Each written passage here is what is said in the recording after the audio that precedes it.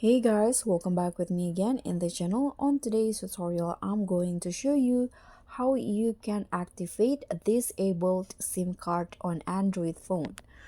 So if you have a SIM card but you disable it before and you want to activate it now, this is how you are going to do it. First, you can go to the settings and go to the network and internet options. So just tap on that and tap on the SIM card and mobile network options.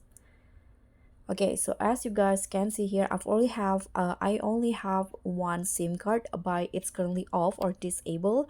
So if you want to activate it, you can just click on the SIM card options that you want to activate.